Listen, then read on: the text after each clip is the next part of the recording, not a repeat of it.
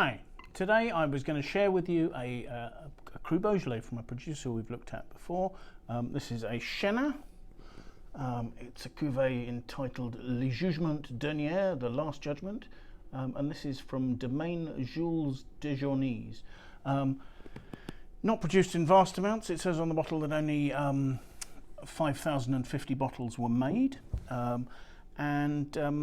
this producer, as I say, the Domaine Jules Desjourneys we've talked about before.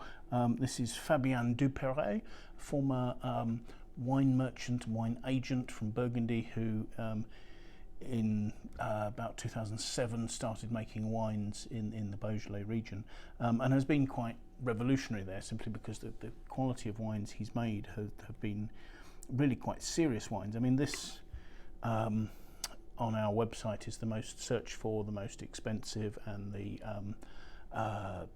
has the highest score of any of the Chenas, and this is from a situation where the domain has existed for less than 5 years at the time that this wine is made.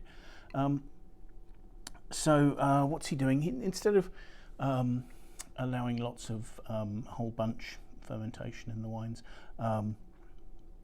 Fabian is cutting back on the amount of whole bunch that he's doing. He's making sure that there's very gentle extraction, very gentle pump overs, and just pulling as much fruit as possible, or as much character as possible, out of fruit from really concentrated fruit from old vines, and that's giving him an incredibly concentrated wine. I mean, this is a 10-year-old Beaujolais, which is unusual to come across, but these are wines that are made to drink over 2 decades. So this is still, by Fabian's judgment, in its youth.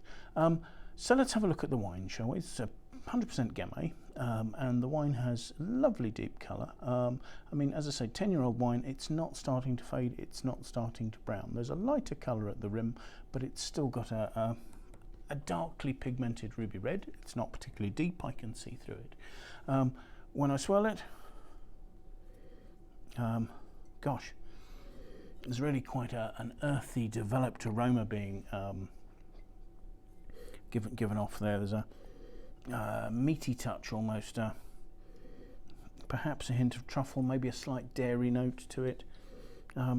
It's got quite a rustic aroma, more so than the other Crus I've tried from Fabrice Duperray. So let's have a taste, shall we?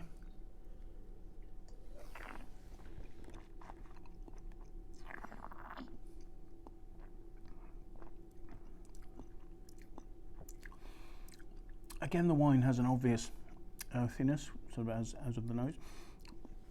It's quite big. It's medium to full-bodied, nicely rounded, not particularly alcoholic. The alcohol on the label says 13%, and that seems in keeping with that. It's got lovely acidity. It's got fine tannins. Its tannins are perhaps a touch chalky, a little drying. So at 10 years from a Beaujolais, this could still soften. I think this is atypical for a Chenas, which I think would normally be a lot more forward, juicy, open, ripe fruit, and probably wouldn't be anywhere near as sort of rich, harmonious, and still quite youthful as this is at the age of 10 years. The flavours have some lovely complexity. There's a depth and a licoriceiness comes through there, but there is a little sort of I suppose sort of plummy dams and that sort of slightly more mature red fruit coming across there. There's a velvety texture. As I say, the acidity is fresh. It's it would be mouth-watering, except for the fact that the structure of the wine is sufficient to sort of dampen that out a bit, that sort of velvetiness. It's broad, it's across the palate. The flavours are lasting nicely. Slightly drying on the finish and coming back to that sort of slight earthiness that the wine has, but there's such a depth of fruit there.